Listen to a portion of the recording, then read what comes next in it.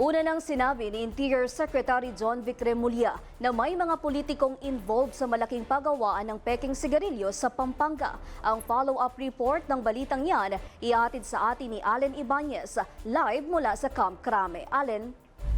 Yes, Joanna, nagparamdam umano kay Interior Secretary John Vic Remulla ang itinuturong mastermind at financier ng sinalakay na illegal na paggawa ng sigarilyo sa Mexico, Pampanga noong January 28. Pero ayon kay Remulla, hindi niya kinuusap ang mga ito dahil nagpapatuloy ang kanilang isinasigawang investigasyon. Hindi pinangalanan ng kalihim ang dalawang kongresista mula sa Central Zone pero sila umano ang nasa likod ng illegal na pagawaan ng sigarilyo. Ikinagulat naman ng opisyal ang ginawang pag-contact sa kanya ng mga ito dahil alam agad nila na sila ang tinutukoy kahit hindi niya isinasa publiko. Giit pa ni Remulla, ayaw niyang kausapin ang mga nasabing politiko dahil patuloy pa rin ang kanilang isinasagawang money trail at link chart kaugnay ng investigasyon kung saan lumalabas na sila ang mastermind at financier ng illegal na pabrika ng sigarilyo na nakakapag-produce ng 4.5 billion pesos sa loob ng isang buwan. Isinagawa ang joint operation ng BIR, BOC, PNP-CIDG at DILG noong January 28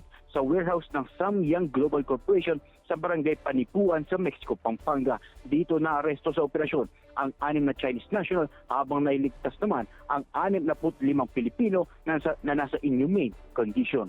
Mula sa Campo Crame, ako si Allen Ibanez para sa DATV News Alert.